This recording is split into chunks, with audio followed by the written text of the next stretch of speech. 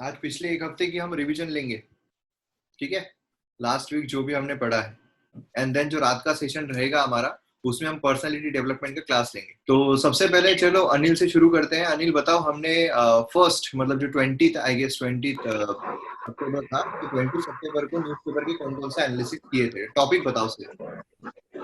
तो सर सबसे पहला तो हमने अर्बनाइजेशन के बारे में पढ़ा था। अर्बनाइजेशन के बाद सर हमने ब्लैक होल और प्लैनेट्स के बारे में पढ़ा था। सर 20th को तो यही पढ़ा था, ब्लैक होल के बारे में। और टोटल 4 आर्टिकल्स अ, पढ़े थे। एक सर ट्रिब्यूनल्स रिफॉर्म्स के बारे में पढ़ा था। और सर एक ऑकस के बारे में पढ़ा था, बट वो हमने फिर एडिटोरियल कवर कर लिया था नेक्स्ट डे। जो पीडीएफ है वो आपको टेलीग्राम चैनल से मिल जाएगी। आप मुझे फेसबुक इंस्टाग्राम पर भी फॉलो कर सकते हो। आपकी कोई भी क्वेरीज है तो आप मैसेज भी कर सकते हो। डाउनलोड कीजिए एमएम एकेडमी ऐप, और जितने भी वीडियोस हैं उनको एंजॉय कीजिए, क्योंकि आपके लिए मेरे द्वारा बहुत सारे कोर्सेस लाए जा रहे हैं। Indian polity, India yearbook, ancient history, geography, medieval history, modern history, मतलब ऑलमोस्ट आपको जो यूपीएससी कोर्सेस है, स्टेट पीएससी कोर्सेस है, वो देखने को मिलेंगे। हाईएस्ट क्वालिटी कंटेंट है और लोएस्ट प्राइजेस में है। और अभी ऑफर जो है वो आपको देखने को मिलेगा। इसे डाउनलोड कीजिए एमएम एकेडमी ऐप और वीडियोस को एंजॉय कीजिए फटाफट। चलिए, अर्बनाइजेशन में क्या हमने पढ़ा था? सर अर्बनाइजेशन में हमने देखा था कि ये एक पावरफुल टूल है जो मतलब रिफॉर्म्स कर सकता है, जो एग्रीकल्चर से ट्रेड की तरफ लेके जा सकता है, मैन्युफैक्चरिंग की तरफ लेके जा सकता है। और सर अर्बनाइजेशन से जो रिट्रीट हमको करना पड़ेगा वो फार्म से नॉन फार्म की तरफ लेके जाना पड़ेगा, और इनफॉर्मल से फॉर्मल की तरफ जाना पड़ेगा, और स्कूल टू वर्क करना पड़ेगा।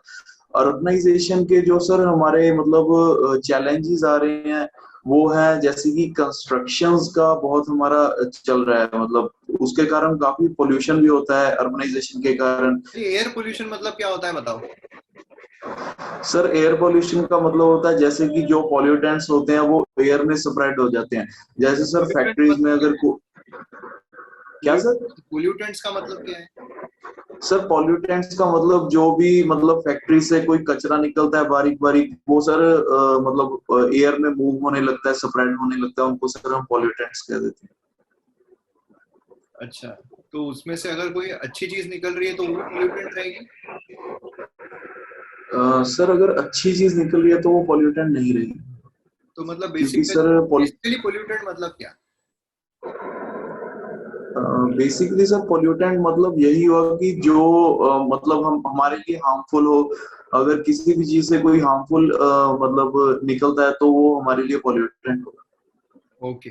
सर अर्बनाइजेशन के बारे में प्रॉब्लम्स, एक तो जैसे बोलते हैं कि लैंड कम है हमारे यहाँ पे। सर लैंड और कैपिटल की कोई प्रॉब्लम नहीं है हमारे, सिर्फ जो प्रॉब्लम है सर वो गवर्नमेंट स्पेंडिंग की है। गवर्नमेंट अच्छे से सर स्पेंड नहीं कर रही। और सर पावर की है, जैसे कि अच्छे से उनको पावर नहीं मिल रही लोकल बॉडीज को।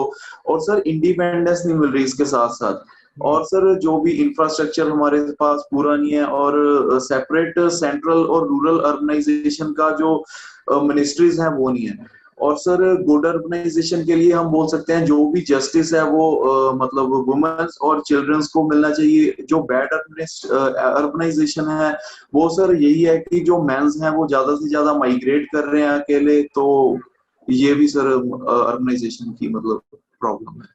लोकल बॉडीज जो है, लोकल बॉडीज के बारे में कुछ नहीं आया था उसमें? सर लोकल बॉडीज के बारे में बताया सर, वो मतलब उनके पास इतनी पावर नहीं है कि वो खुद से मतलब कोई डिसीजन ले सके और फंड्स खुद से ले सके। उसके लिए उनको मतलब स्टेट पर डिपेंडेंट रहना पड़ता है। ओके। चलिए, अभी मुझे आप बताइए, जो ट्रिब्यूनल्स है वो क्या होता है? सर ट्रिब्यूनल्स वो होते हैं जैसे कि पर्टिकुलर एक किसी भी पर्टिकुलर डिस्प्यूट को लेकर अगर हम कोई भी मतलब स्थापित करते हैं तो उसको ट्रिब्यूनल बोलेंगे, जिससे कि हम जैसे कि हाई कोर्ट हो, कुछ भी कोर्ट्स हो, उनका बर्डन मतलब हम कम कर सके। सर ये 232 ए और 232 बी में मतलब आर्टिकल में इनका दिया गया है। और ये एक क्वासी जुडिशियल बॉडी है, और ट्रिब्यूनल्स क्वासी जुडिशियल बॉडी है। और सर ट्रिब्यूनल्स में बस यही बताया जाता, मतलब टैक्स रिलेटेड अगर हम किसी भी पर्टिकुलर इशू को लेकर जा सकते हैं। बताओ, जो ट्रिब्यूनल्स है वो कौन से आर्टिकल्स बताए थे अनिल ने? सर उन्होंने कुछ 223 ऐसा कुछ बोला था, लेकिन वो 323 ए एंड 323 बी था सर। मैंने वो आर्टिकल स्पेसिफिक नहीं याद रखे सर। अच्छा, तो अभी जैसे इन्होंने बताया ए और बी है ना, 323A 323B अगर है तो फिर मतलब ये है कि हमारे ओरिजिनली कॉन्स्टिट्यूशन में नहीं थे ट्रिब्यूनल्स, नहीं बराबर है? तो फिर कब ऐड किए गए? सर, ये एक स्टैट्यूटरी बॉडी है और ये सर मुझे कब ऐड किए गए ये नहीं पता, लेकिन एक लॉ के अंडर ही ऐड किए गए। I think sir 42nd constitutional amendment act 1976। I think कैसे आया है? सर बहुत ज्यादा उसके अंदर ही ऐड हुए, तो इमरजेंसी के दौरान ही ऐड हुए थे सर, तो इसीलिए। ये अच्छा है, किसी का हेडक्वार्टर नहीं पता तो जेनेवा बता दो, और कौन से एक्ट के थ्रू लाया गया नहीं पता तो 42nd अमेंडमेंट एक्ट बता दो। ये एक नई चीज यहाँ से पता चली। चलो 21 के एडिटोरियल्स, चलो शुरू हो जाओ। सर उसमें ऑकस डील जो हुई है उसके बारे में बात की थी, और जो क्या राइनो है काय की deal? AUKUS AUKUS Australia, US और वो यूके की। ओके ओके ओके, चलो बताओ बताओ। और एक राइनो जो है उसका जो हॉर्न जो है वो जला दिया जा रहा है, तो उसके बारे में बात हुई थी। वो कौन से तारीख को था प्रीति? इन्होंने बराबर बताया दोनों आर्टिकल्स 21 के। सर पहला बताया, लेकिन सेकंड 22 का बताया सर, रेनो वाला। वो ग्रोइंग टुगेदर वाला आया था 21 को। चलो EU के यूएस के बारे में हमने 2 आर्टिकल डिस्कस किया है ना, मतलब एक दिन और दूसरे दिन, दोनों दिन हमने डिस्कस किया, तो वो अभी मैं 22 का नहीं पूछूंगा कि उसमें क्या था वो वाला। अभी इसी में आप बताओ पूरा EU के यूएस के बारे में डिटेल में बताओ आप सब। सो AUKUS जो है वो ऑस्ट्रेलिया, यूके और यूएस की ट्राइलेटरल सिक्योरिटी पैक्ट बना है, जो कि इसमें जो है यूएस और यूके जो शेयर करेंगे अपनी हाईटेक टेक्नोलॉजी विद ऑस्ट्रेलिया के साथ। उसमें जो टेक्नोलॉजी जो देंगे वो एक आर्टिफिशियल इंटेलिजेंस है, और सेकंड जो है कि साइबर वॉरफेयर है, कम और क्या बोले कंप्यूटिंग है, और लास्ट वन जो है जो न्यूक्लियर सबमरीन है। ये सब चीजें ऑस्ट्रेलिया को शेयर की जाए। हाँ, न्यूक्लियर सबमरीन की टेक्नोलॉजी देंगे, कंस्ट्रक्शन से कंस्ट्रक्शन देंगे। मैं बता रहा हूं अभी, ये अनिल और प्रीति दोनों ध्यान से देखो, इन्होंने जो भी गलत बताया है वो आपको बताना पड़ेगा, ठीक है? हाँ चलो आगे बढ़ो। मैं सर जी इसमें किसी भी चीज के लिए कंटिन्यू बोलेंगे और जो भी गलत होगा वो आप दोनों को बताना पड़ेगा, पॉइंट टू पॉइंट लिख के रख दो लगे तो इन्होंने क्या क्या गलत बताया। चलो शुरू। जो ट्राइलेटरल सिक्योरिटी पैक्ट सर ऐसा है, तो उसमें जो मेंबर्स है जो पहली बार जो तीनों साथ में नहीं आए, बल्कि ये और भी जो अलायंस है उसके मेंबर रहे हैं, जैसे कि यूएस, यूके और जो ऑस्ट्रेलिया है वो 5 आइज के भी मेंबर्स हैं, और जो क्या बोलते हैं जो ऑस्ट्रेलिया, न्यूजीलैंड जो कि ANZU ऐसा करके एक ऑर्गेनाइजेशन है जो सिक्योरिटी पैक्ट वो भी उस पे, और ये नाटो अलायंस के भी मेंबर रहे हैं, जो जो न्यूजीलैंड वो यूएसए और यूके। तो और उसके साथ जो ये डील ये इसलिए हुई है क्योंकि चाइना का जो एग्रेसिव जो इंडो चाइना पैसिफिक में जो वो अपना जो वर्चस्व जो बढ़ा रहा है, इसके कारण उसको रोकने के लिए ये ट्रेड हुआ, क्योंकि जो ट्रेड जो हमेशा जो टेरिटरियल जो अपनी क्लेम करता है कि ये मेरी है, तो इसके कारण उसमें एक आर्टिफिशियल आइलैंड जो भी वो बना रहा है। उसके बाद जो जो यूएस हमेशा एक क्या बोलते फ्रीडम अपनी मिलिट्री ऑपरेशंस करता रहता है, उससे भी उसको कोई फायदा नहीं मिला था। तो इसके कारण जो तीनों ग्रुप में ट्राइलेटरल सिक्योरिटी पैक्ट बना है। तो क्या हुआ इससे, एक चीज हो सकती है कि स्ट्रॉन्ग मैसेज चाइना को जा सकता है, लेकिन इसने जो फ्रांस और इंडिया को एक्सक्लूड करके रखा है इसमें, और जो इंडिया जो इसमें बहुत इंपॉर्टेंट रोल प्ले कर सकता है। इंडिया कोई क्यों, बाकी बहुत सारी कंट्रीज एक्सक्लूडेड है, सिर्फ 3 ही तो कंट्रीज इसमें आई है, बाकी सब एक्सक्लूडेड है। तो भी फ्रांस और नाम के लिए आप, क्योंकि फ्रांस और इंडिया एक सेम इंटरेस्ट शेयर करते हैं चाइना के खिलाफ, क्योंकि जो टेरिटरी जो उनका इन्फ्लुएंस हो रहा है कंट्रीज सेम, आसियान के बहुत सारे कंट्रीज जो है वो भी सेम सोचते हैं कि हाँ यार वहां पे वर्चस्व जो है चाइना का नहीं बढ़ना चाहिए, फिर फ्रांस हाँ, ही ऐसा क्यों है कि वो आपने, जो जापान, या फिर फ्रांस ही ऐसा क्यों है जिसका जो नाम आपने एडिटोरियल में भी लिया हो? फ्रांस इसलिए है क्योंकि जो फ्रांस के साथ जो ऑस्ट्रेलिया की डील हुई थी और यूएसए के साथ भी उसके जो कॉन्फ्लिक्ट चल रहे हैं, जो ऑस्ट्रेलिया के साथ जो डील हुई थी वो कन्वेंशनल एक सबमरीन की डील हुई थी जो कि कैंसिल कर दी गई थी। उसके बाद जो उसने जो यूएसए के साथ जो डील करी थी वो थी न्यूक्लियर सबमरीन की डील जो थी वो उसने यूएसए के साथ की थी। सबमरीन में और तो इसके कारण कन्वेंशनल फ्रांस का हमने क्या है, क्या न्यूक्लियर सबमरीन जो है वो और कैसी बेहतर है, कौन सी चीजों में बेहतर है? न्यूक्लियर सबमरीन सर उसमें क्या है कि वो मतलब ज्यादा टाइम तक अंडरग्राउंड वाटर में रह सकती है और लार्ज रेंज तक वो अपने वॉर कर सकती, मतलब अपनी वॉर कर सकती है। और ये सेकंड चीज और एक मिनट सर,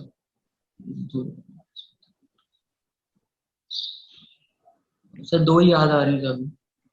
ओके चलो, ये लोग बताएंगे तीसरा कौन सा है, आगे बढ़ो। ओके, तो सर जो इसके कारण जो फ्रांस और जो कॉन्फ्लिक्ट चला था ऑस्ट्रेलिया का, और इसके फ्रांस के थोड़े तो यूएसए के साथ भी जो रिलेशन है उसमें हम देखा जा रहा है कि कॉन्फ्लिक्ट है। तो ये चीज थी।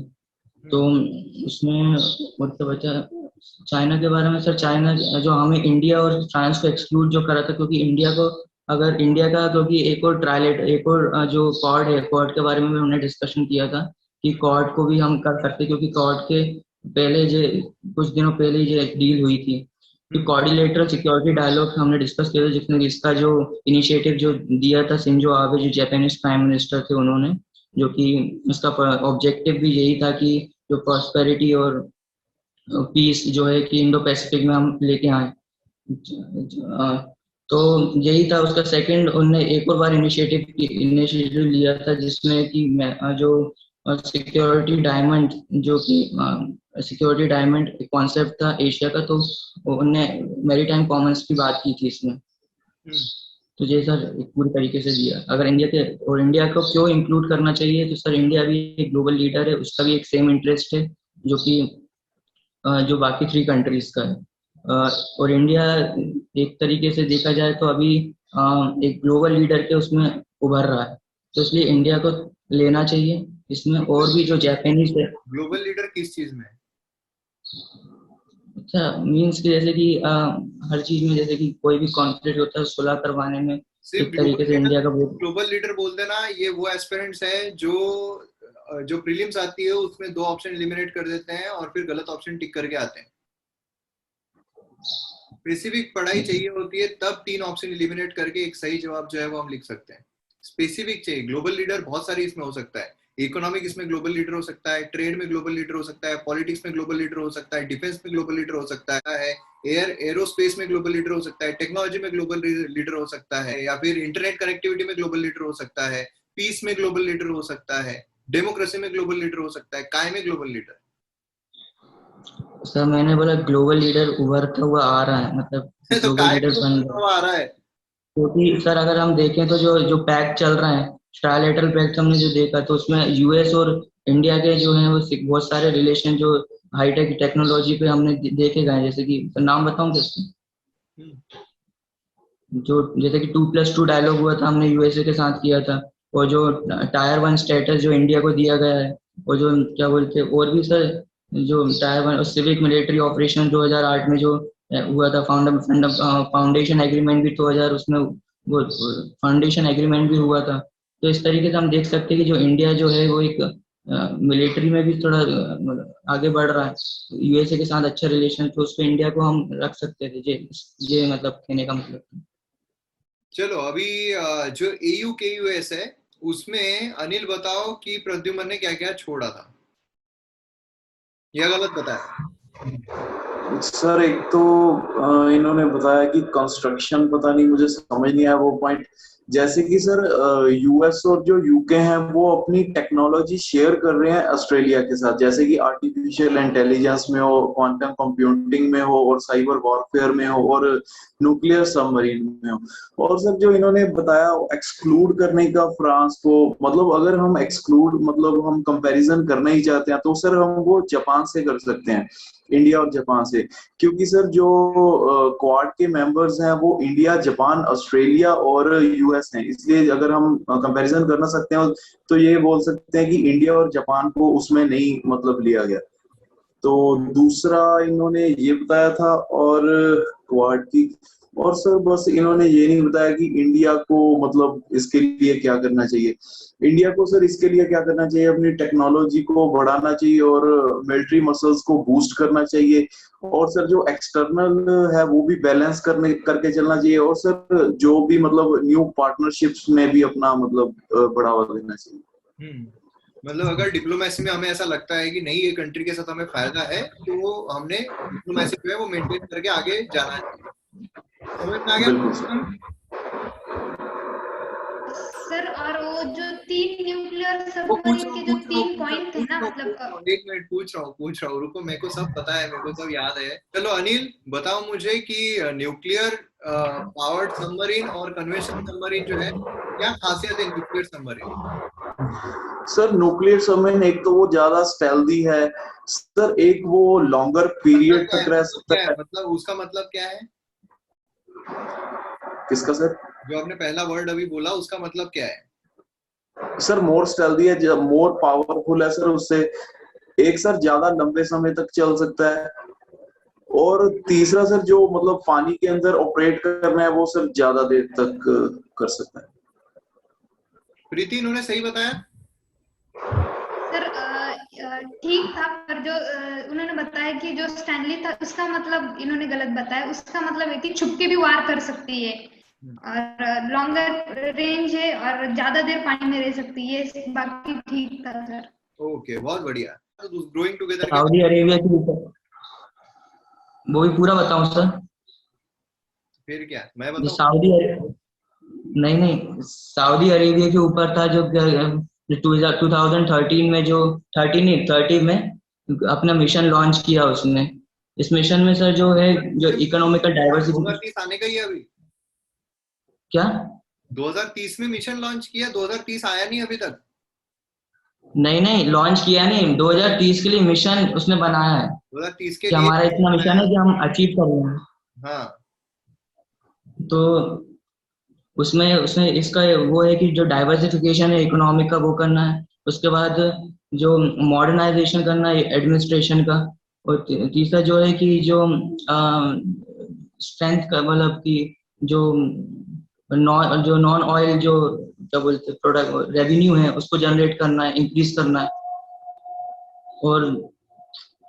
और सर बोल्ड रिफॉर्म भी लेके आने हैं। उसके बाद जो वुमेन एम्पावरमेंट है, जो वुमेन का पार्टिसिपेशन है वो इंक्रीज करना, अनएम्प्लॉयमेंट हटाना, एम्प्लॉयमेंट जनरेशन करना, ये इसके रिफॉर्म्स थे। और जो साउंड एनर्जी जो है, वो साउंड जो इंफ्रास्ट्रक्चर है उसको भी डेवलप करना। तो एक तरीके से सर इसकी जो कैपेसिटी है, ई गवर्नमेंट की कैपेसिटी, वो एक तरीके से हो सकता है, क्योंकि जब इफिशियंसी, अकाउंटेबिलिटी और ट्रांसपेरेंसी आएगी तो ये पॉसिबल है। तो उसके जरिए उसके बाद उन्होंने बोला था कि डिजिटल इंफ्रास्ट्रक्चर भी जनरेट करना, जैसे कि वो अभी 7th रैंक पे है अगर हम देखें तो डिजिटल इंफ्रास्ट्रक्चर में, जिसने और रिन्यूएबल एनर्जी का सबसे बड़ा एक फार्म वो मतलब हब बनने वाला है, जिसने रिन्यूएबल एनर्जी पहली फर्स्ट फार्म रिन्यूएबल एनर्जी का उसने बनाया, जिसका नाम है सर दामाद उल जंदल, ऐसा नाम। दामाद नहीं दामाद दुमाद ऐसा मैं पहले बता देना होगा। DUMAT अल जिंदल क्या बोल रहा हूँ मैं। ओके चलो प्रीति, पूरा तो बता। विजन 2030 के पूरे पॉइंट बताओ। रीजन मिशन ओके सर, इसके जो एम थे मैं पहले से बताती हूँ। जो सऊदी अरेबिया है उसने उसका विजन 2013 लॉन्च किया है। उसमें उसने कुछ एम बताए, जैसे कि diversify its economy, modernize its administration, bold reform introduction, womens को वर्कफोर्स में वुमेन्स का पार्टिसिपेशन, उसके बाद reducing unemployment, non government oil का जो रेवेन्यू वो जनरेट करना, ये सब सर जो गवर्नमेंट की जो इफिकेसी वो भी इंक्रीज करना, ये सब उसके पॉइंट एम थे सर। और इसमें क्या अचीव किया है उन्होंने अब तक ये भी बताया था। जैसे कि उन्होंने अचीव किया था जो ई गवर्नेंस इनिशिएटिव से उसने जो गवर्नमेंट था उसमें कैपेसिटी बिल्डिंग का काम किया, जैसे कि कैपेसिटी जो गवर्नमेंट इंस्टीट्यूशन थे उनमें capacity building like efficient, transparent, accountable capacity building किया इन ई गवर्नेंस इनिशिएटिव्स ने। उसके बाद जो किंगडम है इसने सपोर्ट किया जो डिजिटली जो इनेबल सेक्टर्स है जैसे माइनिंग, मैन्युफैक्चरिंग, इनको डिजिटली में एनर्जी में ऊपर लाने का गवर्नमेंट ने इसमें काम किया। उसके बाद सर जो सऊदी अरेबिया है उसमें साउंड इंफ्रास्ट्रक्चर भी डेवलप हुआ काफी हद तक। जो अभी वो सऊदी अरेबिया है वो डिजिटली 7th रैंक पर है, और जो इंटरनेट स्पीड में बोलिए 5G स्पीड में बोलिए। उसके बाद जो सऊदी अरेबिया है वो सुन 15 कंट्रीज में होगा आर्टिफिशियल इंटेलिजेंस में भी। और उसके बाद उन्होंने जो डिफरेंट सेक्टर्स है उनमें इन्वेस्ट किया, मतलब ऑयल का छोड़कर, जैसे कि टूरिज्म हुआ, एग्रीकल्चर हुआ, ट्रांसपोर्ट हुआ, स्पेस हुआ, और इंडस्ट्री, स्पोर्ट, इनमें भी उन्होंने इन्वेस्ट करना स्टार्ट किया, और इससे भी उन्हें बहुत ज्यादा बेनिफिट रहा है। और जो रिन्यूएबल एनर्जी है उसे भी इन्होंने मतलब प्रोड्यूस करने का स्टार्ट किया है, जिससे कि नॉन ऑयल से उभर कर कोई नई रेवेन्यू जनरेट हो सके। ये सब इसके अचीवमेंट है सर। और इसमें ये था कि इंडिया को क्या, मतलब इंडिया के साथ क्यों ग्रोइंग टुगेदर क्या है, तो जो इंडिया की जो डिफरेंट कंपनीज है वो भी ऑपरेट करती है सऊदी अरेबिया में। तो सऊदी अरेबिया में इंडिया की management, consultancy services, telecommunication services, और उसके बाद इंफॉर्मेशन टेक्नोलॉजी, उसके बाद फार्मास्यूटिकल्स, ऐसे बहुत सारी जो कंपनीज है इंडिया की वो भी सऊदी अरेबिया में काम ऑपरेट होती है। और जो अभी सऊदी अरेबिया ने उसने 44 न्यू लाइसेंस भी दिए हुए इंडियन इन्वेस्टर्स को कंपनी मतलब इन्वेस्ट करने के लिए। और जो सऊदी अरेबिया है वो इंडिया को एज अ क्लोज फ्रेंड और स्ट्रेटेजिकल पार्टनर की तरह से देखता है। तो मतलब ऐसा सब इसमें था सर जो हमने एडिटोरियल देखा उसमें। अनिल बताओ मुझे 22 को कौन कौन से एडिटोरियल देखे थे? सर 22 को एक तो हमने पुलिस रिफॉर्म्स के बारे में देखा था, एक सर हवाना सिंड्रोम और माइक्रोवेव रेडिएशन एनर्जी के बारे में। सर स्पेनिश फ्लू था। स्पेनिश फ्लू था सर। चलो प्रीति, पुलिस रिफॉर्म के बारे में बताओ। अच्छा वो बताओ। ओके सर, तो 26 सितंबर पे एडिटोरियल आया था। इसमें बताया था जो 22 सितंबर 2006 में जो सुप्रीम कोर्ट ने जो गाइडलाइन दिए थे पुलिस रिफॉर्म के लिए उसके बारे में, और इसे पुलिस रिफॉर्म डे करके सेलिब्रेट करना चाहिए ऐसा भी इसमें कहा गया था, क्योंकि हिस्टोरिकल वर्डिक्ट इसीलिए। और इसमें जो गाइडलाइन दी थी वो 7 गाइडलाइन दी थी, जैसे कि पहली थी लिमिटेड पॉलिटिशियन का लिमिटेड कंट्रोल होना चाहिए पुलिस के ऊपर। अपॉइंटमेंट जो है पुलिस का वो बेस्ड ऑन मेरिट पे होना चाहिए। उसके बाद फिक्स मिनिमम टेन्योर होना चाहिए, मतलब 2 साल में के पहले ही उनका ट्रांसफर हो जाता है तो फिक्स मिनिमम टेन्योर होना चाहिए। उसके बाद सेपरेट पुलिस फंक्शन होने चाहिए जो सेटअप किया जाना चाहिए, fair and transparency system like police establish board to decide transfer, posting, promotion of police. और उसके बाद सर पुलिस कंप्लेन अथॉरिटी होनी चाहिए हर स्टेट में, जो कस्टडी में जो डेथ, रेप वगैरह होते हैं उस पर नियंत्रण रखने के लिए। और जो लास्ट का सर वो था कि जो नेशनल सिक्योरिटी कमीशन सेंटर होना चाहिए, नेशनल सिक्योरिटी कमीशन होना चाहिए सेंटर में। ये सब 7 गाइडलाइन दी गई थी। और जो इसमें वे फॉरवर्ड भी बताया गया था कि अभी हो नहीं रहा है तो क्या होना चाहिए, मतलब जो तो इसमें बताया गया था जो पुलिस में मॉडर्नाइजेशन होना चाहिए, जैसे कि वेपन में मॉडर्नाइजेशन होना चाहिए, उनकी मोबिलिटी इंक्रीज की जानी चाहिए, जो नेशनल सैटेलाइट नेटवर्क है वो प्रोवाइड करना चाहिए, उनका इंडिपेंडेंस चाहिए। ये सब वे फॉरवर्ड थे सर, और बस इतना ही था इस एडिटोरियल में। सर 22 को यही था एक पहले इन्होंने जो छोड़ा वो बताओ पुलिस रिफॉर्म के बारे में। सर इन्होंने छोड़ा तो कुछ नहीं है, वैसे मैं अगर आप कहो तो मैं अच्छे से एक्सप्लेन कर देता हूँ, और जो इन्होंने थोड़ी बहुत एक्सप्लेन करके बताओ। सर जो पुलिस ड्यूटीज है, मतलब वो सबसे पहले तो वो रिस्पेक्ट करनी चाहिए डेमोक्रेटिक वैल्यूज को, ह्यूमन राइट्स को और रूल ऑफ लॉ को। और सर इसके लिए जो मतलब रिफॉर्म्स लाए जाने चाहिए थे वो दिए गए थे स्टेट सिलेक्शन कमीशन एक तो एस्टेब्लिश करना चाहिए, जो ताकि जो अगर हम कोई भी रिफॉर्म्स करने की कोशिश करते हैं, सबसे पहले सर जो पॉलिटिशियंस हैं और जो करप्ट पुलिस ऑफिसर्स हैं वो रिफॉर्म्स को होने नहीं देते। तो स्टेट सिक्योरिटी कमीशन को एस्टेब्लिश करने का मतलब यही था कि पॉलिटिशियंस की जो पावर है पॉलिटिकल, उनको कंट्रोल किया जाए और जो करप्ट ऑफिसर्स हैं उनको भी मतलब लिमिट किया जाए। और sir appoint based on merit, जो भी मतलब सीनियर ऑफिसर्स हैं पुलिस में सर वो मेरिट के बेस पर अपॉइंट किए जाने चाहिए और फिक्स टेन्योर होना चाहिए। अगर वो किसी भी मतलब केस को इन्वेस्टिगेट कर रहे हैं तो एक फिक्स टेन्योर होना चाहिए, जैसे 2 साल का, कि उनको ऐसे नहीं कि अगर उनको 2-3 महीने लग रहे हैं तो साथ के साथ उनको मतलब ट्रांसफर कर देना चाहिए। और सेपरेट पुलिस के जो फंक्शंस हैं उनको सेपरेट रखना चाहिए, इन्वेस्टिगेशन को अलग और जो लॉ एंड ऑर्डर को मेंटेन कर रहे हैं वो अलग।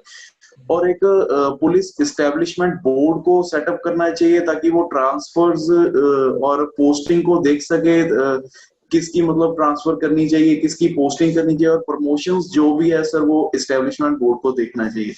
और सेकंड लास्ट, कंप्लेंट अथॉरिटी होनी चाहिए। अगर पुलिस कस्टडी में किसी की भी डेथ होती है या पुलिस कस्टडी में किसी का भी रेप वगैरह होता है तो उसको मतलब ठीक करने के लिए पुलिस कंप्लेंट्स अथॉरिटी। और लास्ट जो है वो सिलेक्शन कमीशन को भी इस्टेब्लिश करना चाहिए।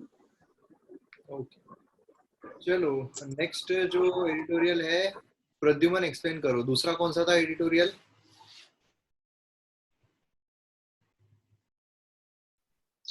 सर दूसरा सर शायद से वो राइनो का ही था सर। राइनो के बारे में बताओ। सर राइनो सर, इसमें सर 3 कैटेगरी है राइनो की। ब्लैक, जिसमें ब्लैक राइनो, व्हाइट राइनो और सुमित्रन राइनो और एक और था आर्टिकल किस बारे में था? आर्टिकल सर जो हॉर्न जो है, राइनो के हॉर्न जो वो जलाए जा रहे थे, ऐसा मैंने पढ़ा था। और उसमें मैंने पढ़ा था मतलब क्या, 22 मैंने पढ़ाया भी था वो? हाँ सर, आपने पढ़ाया था, तो वो उसके बारे में था। तो क्या क्यों चला रहे थे? हाँ, तो जो जला रहे थे वो इसलिए क्योंकि वो एक मैसेज देना चाहते थे पोस्चर और क्या बोलते, जो शिकार करते हो कि उसमें कुछ नहीं है। और सेकंड जो चीज, जो चाइनीज ट्रेडिशनल चाइनीज मेडिसिन है वो उससे ही बनती है। और जो वियतनाम सिंबॉलिक स्टेटस जो रहता है वियतनाम में इसका, तो वो मतलब ऐसा स्टेटस ना रहा, इसलिए उसको जलाया जा रहा था। उसके बाद जो इनकी जो हैबिटेशन जो उसको सिक्योर करने के लिए भी एक तरीके से देखा जा सकता है कि हैबिटेशन जो इनकी सिक्योर करने के लिए, और जो इनकी जो जो बिल्कुल मतलब कम हो रहे हैं तो उनकी जो जेनेटिकली उनको बढ़ाने के लिए इसलिए कर रहे थे। ओके, तो सार्क के एडिटोरियल में हमने क्या क्या देखा था, अनिल बताओ। सर पहले तो जो सार्क की फुल फॉर्म है वो है साउथ एशियन, फिर से भूल गया, south Africa association of Regional Cooperation. Sir मैंने इसीलिए बोला था, मैं पिछली बार गलत बोला था। और no sorry sir, South Asian Association, sorry sir.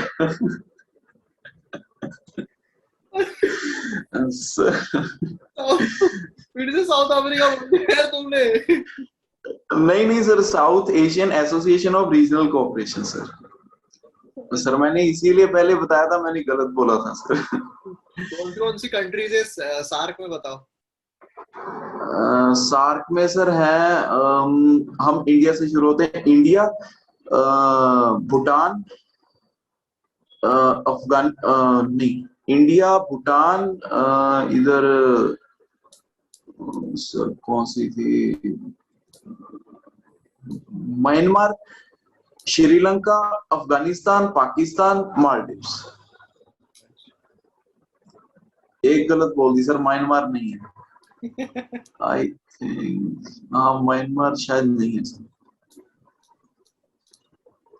आगे बताओ। नहीं, ये तो कंट्री भी तो गलत बताई तुमने। प्रद्युमन, एक सेकंड सर, प्रद्युमन पहले कंट्रीज बताओ। कंट्रीज सर क्या बोलते हैं, श्रीलंका है, श्रीलंका, भूटान, बांग्लादेश, भूटान और नेपाल, नेपाल, पाकिस्तान, अफगानिस्तान, मालदीव, और इंडिया, इंडिया। इंडिया। यार इतना इजी मैंने तुमको बताया था यार, एक सर्कल याद रखना है, इंडिया ओके। तो है ही, बाद में तो मालदीव सर है। बांग्लादेश भूल गया सर मैं। मैंने तुमको बताया था मालदीव से याद रखना है, मालदीव है, पाकिस्तान है, अफगानिस्तान है, नेपाल है, भूटान है, बांग्लादेश है, श्रीलंका है, और एमसी नहीं है, म्यांमार और चाइना नहीं है। इतना सिंपल ट्रिक मैंने तुमको बताई। चलो आगे बताओ अनिल। सर जो सार्क का हेडक्वार्टर है वो काठमांडू नेपाल में है, और जो इसको फॉर्म किया गया दिसंबर 8 को 1985 को किया गया ढाका में। और सर अफगानिस्तान जो ऐड किया गया वो 2005 में किया गया 13th एनुअल समिट में। और सर जो इसके प्रिंसिपल्स हैं वो सोवरेन इक्वालिटी होनी चाहिए, टेरिटोरियल इंटीग्रिटी होनी चाहिए, और पॉलिटिकल इंडिपेंडेंस होनी चाहिए, और इंटरनल अफेयर्स में भी मतलब इंटरफियरेंस नहीं होनी चाहिए। और सर ये बेसिकली बनाया गया है प्रमोट करने के लिए वेलफेयर ऑफ पीपल जो कि साउथ एशियन के हैं, और सर इम्प्रूव करने के लिए क्वालिटी ऑफ लाइफ को, और जो भी इकोनॉमिक ग्रोथ करने के लिए, सोशल प्रोग्रेस करने के लिए, और कल्चरल डेवलपमेंट करने के लिए। ओके प्रीति, और कुछ ऐड करना है आपको या इतना ही है? सर इसके ऑब्जेक्टिव भी है और कौन कौन से एरिया में कोऑपरेशन होगा ये भी है सर। जैसे कि human resource development and tourism में, एग्रीकल्चर में, रूरल डेवलपमेंट में, नेचुरल इन्वायरमेंट में, नेचुरल डिजास्टर में होगा, जैसे इकोनॉमिक में होगा, ट्रेड में होगा, फाइनेंस में होगा, सोशल अफेयर्स में होगा, पॉवर्टी एलिनेशंस में होगा, एजुकेशन में, टेक्नोलॉजी में, सिक्योरिटी में। इन सब जो सेक्शन है इनमें कोऑपरेशन होगा सभी कंट्रीज का, ये था। और इसके बाद ऑब्जेक्टिव भी थे सर। तो उसमें पहला ऑब्जेक्टिव ये था कि promote welfare of south Asian people, improve मतलब जो साउथ एशियन पीपल है उनका जो वेलफेयर है उसे प्रमोट करना, उनकी क्वालिटी ऑफ लाइफ इम्प्रूव करना। उसके बाद to accelerate economic growth, social progress, cultural development, इन तीनों फॉर्म में उन्हें एक्सेलरेट करना। उसके बाद to cooperate, mutual trust, understanding, appreciation of one another's problem, एक दूसरे के प्रॉब्लम समझ लेना। और promote active collaboration in economic, social, cultural, technological and scientific field. और उसके बाद strengthening cooperation with other developing countries. ये सब इसके ऑब्जेक्टिव थे सर, और यही बस रह गया था, तो बाकी तो हो गया था। ओके तो अभी आप लोग पर देख देख के क्यों बोल रहे हो? मैं एक्सपेक्ट कर रहा हूँ कि हम रिवीजन जो है बिना देखे करें। आप देख के अगर बोलोगे वो रिवीजन कहाँ हो गई, वो तो ये हो गया कि ठीक है यार आपने मतलब पढ़े नहीं क्या आप लोगों ने। मैं इससे तो बोल रहा हूँ रिवीजन मतलब होता है बिना देख के बताना। ये आपका रिवीजन मतलब ये आपकी टेस्ट है कि आपने प्रॉपर पढ़ा है या नहीं। पढ़ने के लिए मैंने आपको टाइम दिया ना। आज सुबह हमारा कब हुआ, 9:30 बजे हुआ न्यूज़पेपर। 9:30 बजे से आज आपके पास 3:30 बजे तक का टाइम था। ऑलमोस्ट 6 घंटे, पूरे 6 घंटे आपके पास मिल रहे हैं। तो रिवीजन सर मैंने ना मतलब न्यूज लिख के, मतलब लर्न करके लिख के रखा था, तो मैं बस चेक करती हूँ मैंने ये पॉइंट बताया कि नहीं, ये पॉइंट ऐसा मतलब लर्न किया हुआ है, वो लिख के रखा है सर। तो बस इसे मैं बिना देख के भी बता सकती हूँ। आपने अगर कुछ नहीं बताया तो चेक करने के लिए बाकी लोग है ना। अनिल हर एक किसी ने भी अगर कोई पॉइंट नहीं बताया वो दूसरा बताएगा। दूसरा लगे तो उस टाइम पे देख सकता है सारे पॉइंट जो है उस टाइम पे जो उसका नोट्स है उसमें देख सकता है। चेक आप लोग सर मैंने ये नोट्स लर्न करके लिखे, मतलब देख के नहीं लिखे। इसमें मैंने सब लर्न करके लिखा हुआ है। वो बहुत अच्छी बात है, लेकिन आपने लिखे वो बोलने में भी आप वैसा ही करो सब। आप जब कोई फॉर एग्जांपल अगर अनिल बोल रहे हैं, अनिल बता रहे हैं, तो प्रीति और प्रद्युमन अपने नोट्स में से देखेंगे कि कितने पॉइंट सही बताए हैं, कौन से नहीं बताए। जो नहीं बताए वो आपने लिख के रखना है, फिर जो नहीं बताए वो आपने अलग से उनका होने के बाद बताना है। लेकिन जब आप बता रहे हो तो आपने नोट्स में नहीं देखना है। आपकी रिस्पॉन्सिबिलिटी नहीं है कि आपने सही बताया गलत, बाकियों की रिस्पॉन्सिबिलिटी आपने सही बताया या कौन से पॉइंट आपके छूट गए।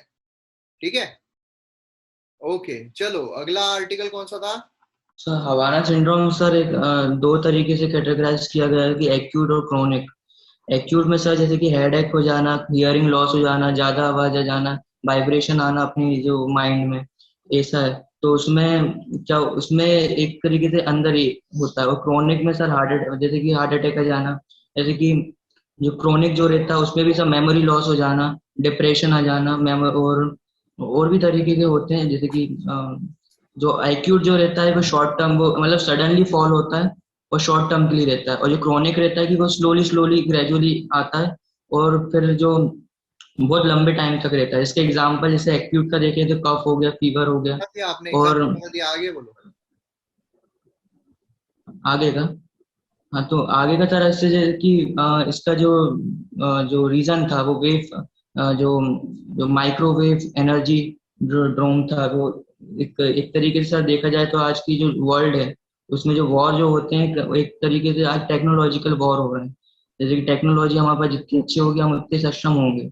और जो एक तरीके से एक और वॉर होता है, जैसे कि हमने अभी देखा पैंडेमिक चाइना की, ऐसा कहा जाता है, ऐसा एक बहुत सी कंट्री ने क्लेम किया, तो चाहे जो पैंडेमिक जो था वो वायरस था, वो मैन मेड वायरस था, उसको छोड़ा गया था। तो ऐसे ही सारा एक माइक्रोवेव एनर्जी वेव जो क्या बोलते हैं वेपन है, जो कि जो कि हाईली जो पूरी फोकस्ड एनर्जी जो रहती है इसके फॉर्म लेजर, लेजर के क्रोनिक में, और जो माइक्रोवेव के फॉर्म में छोड़ी जाती है, जिसमें क्या होता है कि वो जब वो जो पूरी बॉडीज की जो एनर्जी रहती है वो बॉडीज में जितना भी पानी रहता है वो हीट अप कर देता है और उसमें एक्सट्रीमली पेन और डिस्कम्फर्ट जोन फील होता है। उसके बाद जो कंट्रीज हैं जिसमें पहला जो लिया था चाइना थी, जिसने जब जिसने पॉली डब्ल्यू बी, जिसके पास तो वो माइक्रोवेव वेपन है। उसका सेकंड जो यूएस है जिसके पास डैनियल सिस्टम है, एंटी डैनियल सिस्टम, ऐसा कुछ नाम कोई पॉइंट छूट गया है तो हाथ ऊपर करो आप दोनों में से। इतना ही आ रहा है। हाँ प्रीति बताओ। सर जो नेम थे वेपन के, तो एंटी डिनाइल नहीं था, तो एक्टिव डिनाइल था, और पॉली WB1 था, तो ये रह गया था, और बाकी कुछ नहीं। चलिए प्रद्युमन फिर से नाम बताओ अभी। सर मुझे सर सुनाई दिया कि एंटी डिनाइल डिनाइल सिस्टम था और पॉली डब्ल्यू ऐसा कुछ नाम था, अभी मेरे को सुनाई नहीं दिया था पॉली। प्रीति फिर से बताओ। यूएसए का जो वेपन था उसका नाम था एक्टिव डिनाइल सिस्टम, और जो चाइना का था उसका था पॉली WB1। जो चाइना का था वो सर ट्रॉली WB1 था और जो यूएसए का था वो एक्टिव डिनाइल सिस्टम था, ऐसा कुछ। ट्रॉली कहाँ से यार, ट्रॉली? अरे सर उसने ही बोला।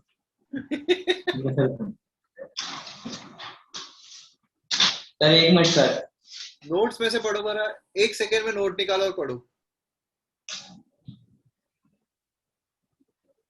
पॉली WB1 वो था, पॉली WB1। और यूएसए वाला? Active denial system. फिर से पढ़ो एक बार। Active denial system, DENID denial system. चलो अनिल अगला आर्टिकल बताओ। अकोमोडेटिव स्टैंस का था सर नेक्स्ट। कौन से दिन का है ये? सर मैंने 24 सितंबर को आया था। ठीक है सर 24 तो 24 भी आपने एक 24 का बताया, बाकी के भी बताओ 24 को कौन कौन से आए थे? सर एक क्वालिटी ऑफ एयर आया था और पोषण वाटिका के बारे में। ओके चलो अभी अनिल बताओ बिना देखे तीनों आर्टिकल के बारे में। पहला तो सबसे पहले आप पोषण वाटिका का बताओ। सर पोषण वाटिका एक इन्होंने जो ministry of women and children development ने निकाला है सर, वो न्यूट्रिशन गैप को मतलब फुलफिल करने के लिए।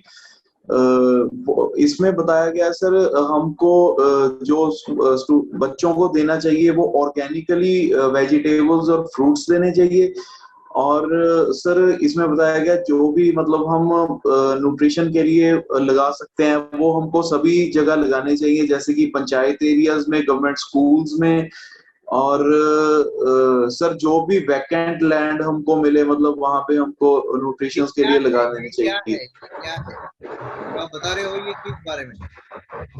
सर पोषण वाटिका के बारे में, न्यूट्रिशन के बारे में सर।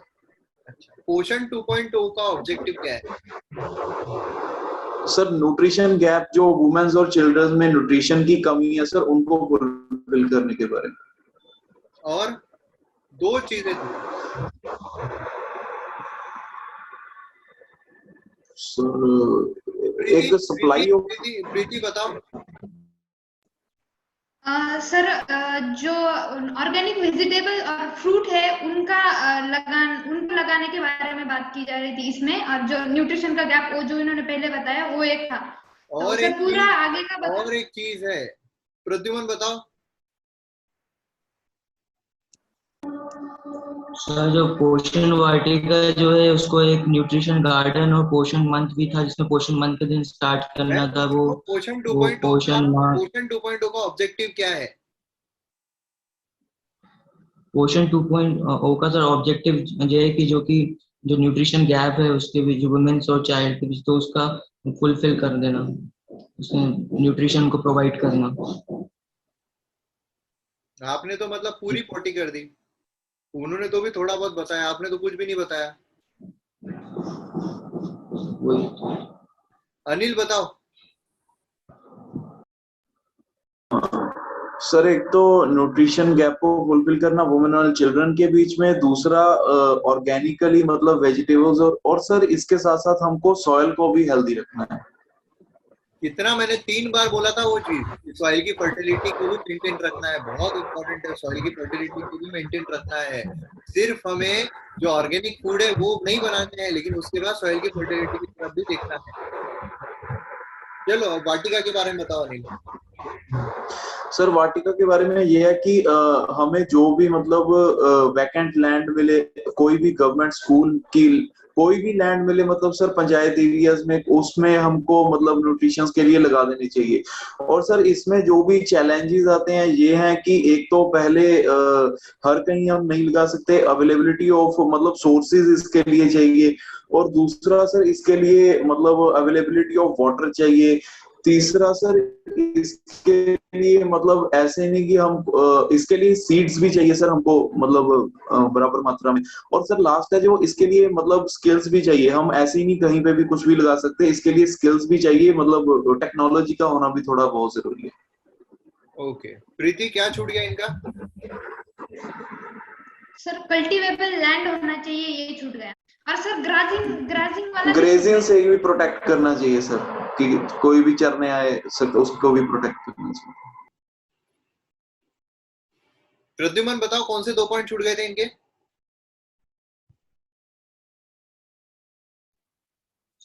मुझे सर याद नहीं आ रहा सर। प्रद्युमन अभी मैंने बोला था यार कि मतलब अगर एक कोई बता रहा है तो दोनों की रिस्पॉन्सिबिलिटी है, बाकी जो 2 लोग हैं उनकी रिस्पॉन्सिबिलिटी है कि उनको देखना है क्या गलत बता रहे हैं। अपने नोट्स में से भी देख सकते हो। मैं 101 डिग्री टेम्परेचर में यहाँ पर बैठा हुआ हूँ क्या, ऐसी बस ये कर रहा हूँ क्या मैं?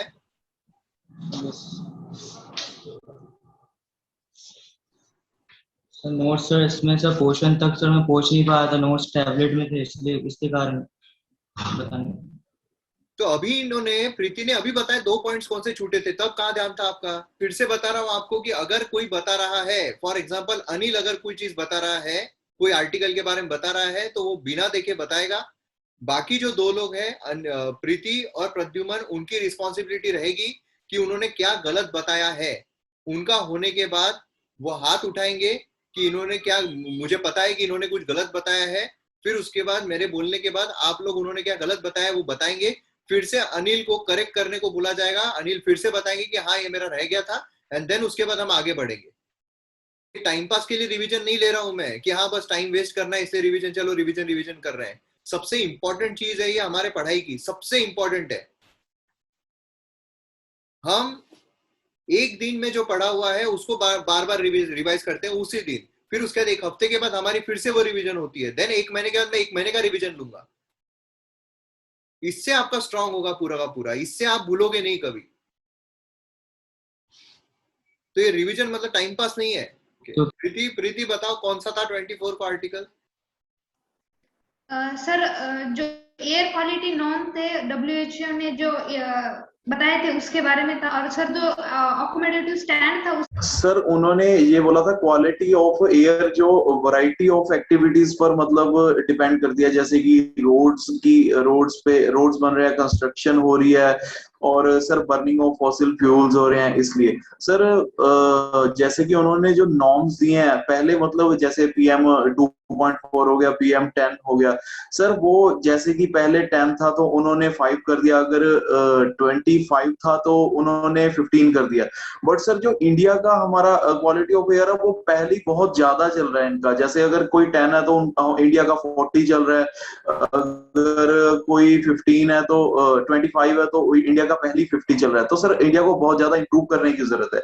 ये सर इसलिए हो रहा है क्योंकि जो कंस्ट्रक्शन हो रही है, हाउस बन रहे हैं, एयरपोर्ट्स बन रहे हैं, रोड्स बन रहे हैं, कमर्शियल सेंटर्स बन रहे हैं, और सर इनको इम्प्रूव करने के लिए हम अगर ये प्रॉब्लम सर इसलिए आ रहे हैं क्योंकि जो कंस्ट्रक्शन चल रही है, एक तो जो सर मतलब डेब्रिज होते हैं उनको ओपन छोड़ दिया जाता है, और जो सर ट्रांसपोर्टेशन होती है उनकी वो मतलब ओपन ट्रक्स में होती है, और जो कंस्ट्रक्शन साइट्स हैं सर वो भी खुली छोड़ दी जाती हैं। सर यही इनके सॉल्यूशन है। अगर हम इनको सुधार ले, मतलब ट्रांसपोर्टेशन जो है उनको हम क्लोज ट्रक्स में भेजें, मतलब जो कंस्ट्रक्शन साइट्स हैं उनको अच्छे से मतलब कवर करके रखें, तो सर मेरे ख्याल से हम क्वालिटी इंप्रूवमेंट कर सकते हैं सर एयर क्वालिटी में। प्रीति बताओ, कुछ कम बताया इन्होंने? हाँ सर, जो गवर्नमेंट है उसने क्या इनिशिएटिव्स लाए इसलिए ये रह गया, जैसे कि स्वच्छ Bharat mission, smart city mission, Namami Gange mission और उज्ज्वला योजना, और एक योजना थी सर वो मैं रिकॉल नहीं कर पा रही, देख के बताओ। नहीं, अनिल बताएंगे कौन सी योजना है। अनम्यूट करो, अनम्यूट। सर मुझे योजनाएं जो याद है वो तो एक नमामि गंगे होगी सर, जो मैंने नहीं बताया स्मार्ट सिटी एक है, स्मार्ट सिटी मिशन जो इन्होंने नहीं बताया, तो सर 2-3 ही मतलब मुझे याद है। अच्छा, वो मैंने बताया स्मार्ट सिटी, मैंने पुश इलेक्ट्रिकल व्हीकल वो नहीं बताया, उसके लिए भी ये ला रहे रिन्यूएबल। अभी चल रहा है इलेक्ट्रिक व्हीकल्स की जितनी जरूरत है इलेक्ट्रिक व्हीकल्स में, उसके लिए गवर्नमेंट इतना ही कर रही है। चलो प्रद्युमन, सभी मुझे स्कीम्स बता जो गवर्नमेंट लेकर आई है। सर एक स्वच्छ भारत अभियान और एक नमामि गंगे प्रोजेक्ट और जो इलेक्ट्रिक व्हीकल्स और दूसरा स्मार्ट सिटी। ओके, चलो अभी हो गए के 20 कौन से दिन के देख रहे हैं हम? ये 24 के देख रहे थे सर, और जो 25 के थे ना उसमें एक ट्रांसजेंडर का था और एक जो अर्जुन 14J का था सर, पर उसका कोई था ना 24 में अकोमोडेटिव स्टांस जो रखा है, अकोमोडेटिव स्टांस रहा। हाँ, तो उसके बारे में कौन बताएगा फिर? सर अकोमोडेटिव स्टैंस यूएसए के द्वारा लिया गया। इसमें बेसिकली हमने जो इन्फ्लेशन और अनएम्प्लॉयमेंट है इसको थोड़ा सा मतलब टारगेट किया है। इसमें मतलब सर इसमें गवर्नमेंट को जरूरत है कि थोड़ी मनी इंजेक्ट करें मतलब मार्केट में, ताकि हम इकोनॉमिक कंडीशंस को इम्प्रूव कर सकें, और सर इंटरेस्ट को मतलब कट डाउन करने की जरूरत है। और सर मेन तो इसका यही है कि इंडिया को मतलब जो कंजम्पशन है इसको कैसे बढ़ाना चाहिए। सर एक तो वैक्सीनेशन को थोड़ा राइज करना चाहिए, और सर अभी फेस्टिवल्स आ रहे हैं जैसे कि कंजम्पशन थोड़े बढ़ने के चांसेस वैसे ही हैं, तो एक सर मतलब राइज ऑफ वैक्सीनेशन यही है सर। दोनों में से आपको और लो इंटरेस्ट रेट्स हैं उनको कट कर देना चाहिए सर। हाथ ऊपर करके बताओ कोई छूट गया है? पर बताओ प्रद्युमन। जो कंसर्न रहा है ग्रेवनेंट जो कंपनी की, एवरग्रैंड कंपनी का कंसर्न जो था वो भी, और FDI अट्रैक्ट करना चाहिए इंडिया को, एक वो भी है। 25 के एडिटोरियल बताओ। सर एक तो ट्रांसजेंडर के बारे में था, एक अर्जुन मार्क 1 के बारे में, और एक नागा टॉक्स। ओके चलो, तो कंटिन्यू करो, नागा टॉक्स के बारे में बताओ। सर मैं ही बताऊं? Okay sir. सर नागालैंड का जो नागा टॉक्स का था वो ये था कि नागालैंड के जो ट्राइब्स हैं वो मणिपुर में भी थे और नागालैंड और अरुणाचल प्रदेश में थे। सर वो मतलब अपने मतलब सेपरेट कॉन्स्टिट्यूंसी के बारे में डिमांड कर रहे थे, सेपरेट कॉन्स्टिट्यूशन और फ्लैग के बारे में डिमांड कर रहे थे, तो इस पर टॉक्स हुई सर। सर पहले तो थोड़ा सा हम हिस्ट्री में देख लेते हैं। जो नागा ट्राइब्स थे वो ब्रिटिश इंडिया में आए 1881 में। सर नागा ट्राइब्स को नागा क्लब बनाया गया 1918 में। और नागालैंड की जो कांस्टेंट नेशनल काउंसिल है वो आई सर 1946 में, और इन्हें मतलब फ्रीडम मिली 1947 में। और सर ये इनकी डिमांड को जो डिमांड थी उस पर मतलब सॉल्यूशंस करने चाहिए थे सर। पहले तो जो सॉल्यूशंस हो सकते हैं, पहले तो सेंटर को मतलब नेगोशिएट करना चाहिए था इनके ट्राइब्स के ग्रुप्स के लीडर्स के साथ। और सर इनकी जो भी कल्चरल एक्टिविटीज हैं उनको ध्यान में रखना चाहिए था। और सर इनको प्रोटेक्शन, इनकी लाइफ को और इनकी प्रॉपर्टी को प्रोटेक्शन देने के बारे में बात करनी चाहिए। और सर जो मतलब इनकी इकोनॉमिक प्रॉस्पेरिटी के बारे में भी बात करनी चाहिए। और सर जो सबसे मेन पॉइंट है, डिसेंट्रलाइजेशन करनी चाहिए। अच्छा, अनिल ने आसाम अकॉर्ड के बारे में बताया? आसाम अकॉर्ड के सर नहीं, अभी नहीं बताया। नहीं बताया? चलो, आसाम अकॉर्ड कौन से साल में हुआ था बताओ। 1971 से सर आसाम अकॉर्ड हुआ था। मुझे बताओ, 1971 में तो वॉर चल रहा था बांग्लादेश का। हाँ सर, यस सर। तो वॉर में बांग्लादेश से कोई अकॉर्ड साइन करेंगे? थोड़ा लॉजिकली सोचना ना कि 71 में तो लिबरेशन वॉर चल रहा है, उसमें कोई आएगा नहीं नहीं हम अकॉर्ड साइन करते हैं, ये साइन करके तो वो बोलेगा अरे लड़ रहा हूं मैं, वो बोलेगा बस बस इस पे साइन मार दो बस हो गया। ऐसा होगा क्या? चलो, नेक्स्ट आर्टिकल कौन सा था? सर जो ट्रांसजेंडर थे उनके लिए जो वो रेनबो क्लास थी उसके बारे में था सर। तो ये अनिल कुछ आप पॉइंट थे अनिल आप ऐसा ही बताइए, सर। पूरा पूरा एडिटोरियल बताइए। सर इंडिया में जो ट्रांसजेंडर कम्युनिटी है इनकी पॉपुलेशन अराउंड 4.8 मिलियन है।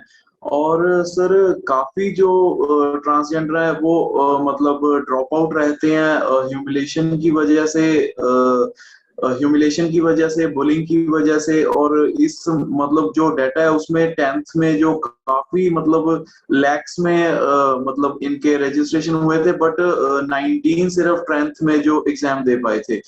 सर इसके कॉन्सिक्वेंसेस ये निकलते हैं, मतलब अगर हम उनको बुलिंग करते हैं, रिजेक्ट करते हैं, ह्यूमिलेट करते हैं, तो सर इसके कारण उनको मतलब मेंटली हेल्थ पर उनको असर पड़ सकता है, वो डिप्रेस्ड हो सकते हैं।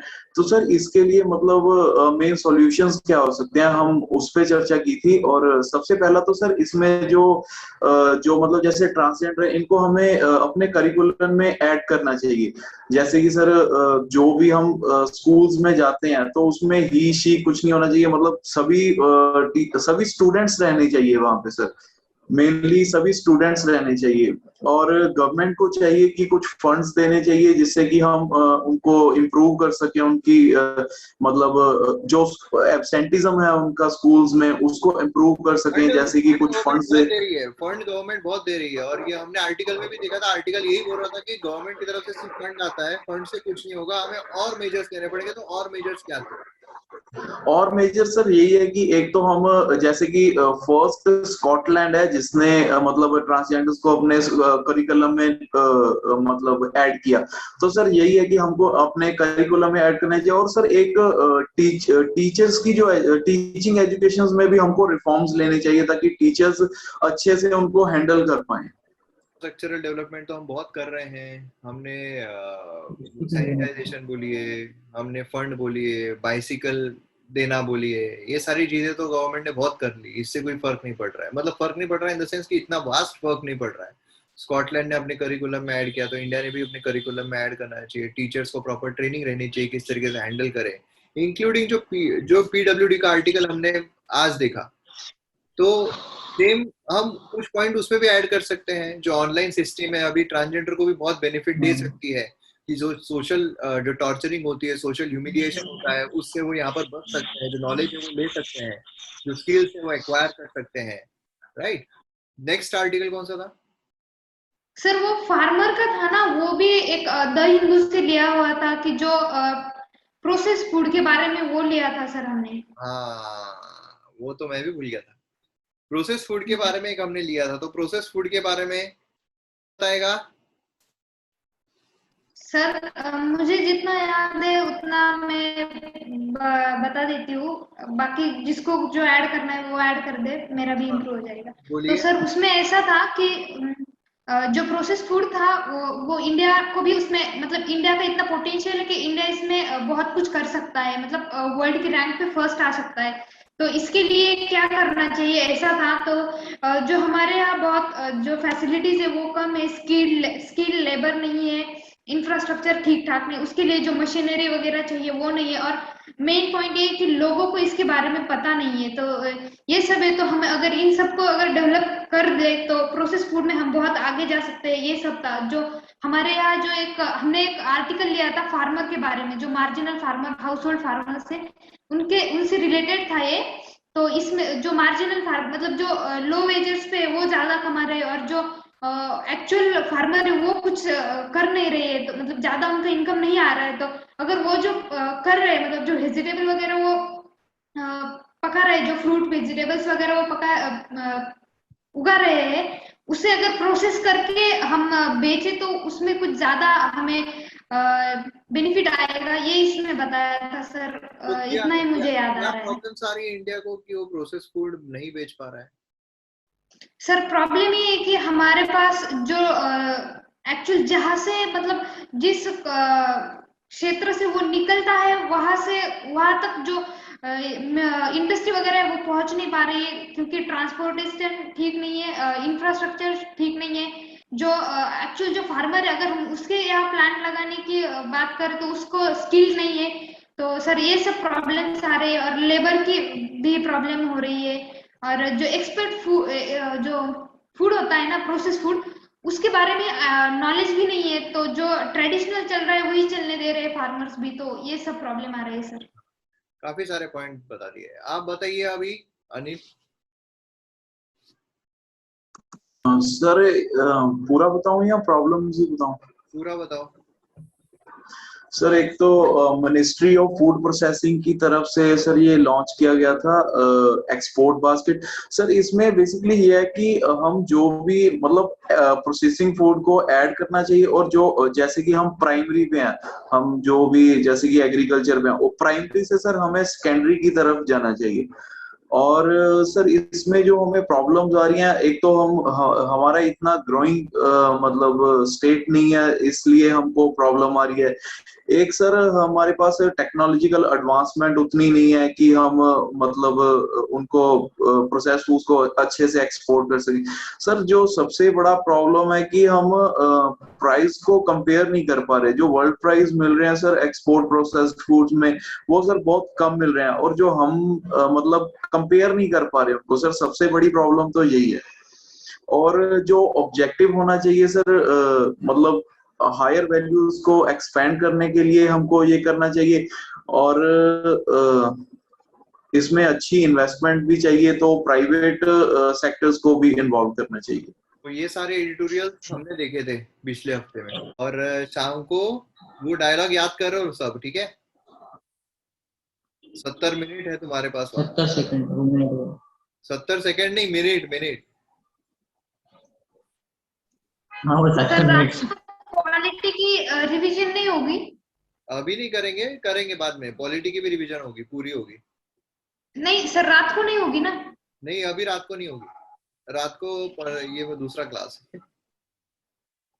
ठीक है, ओके, चलो फिर, बाय।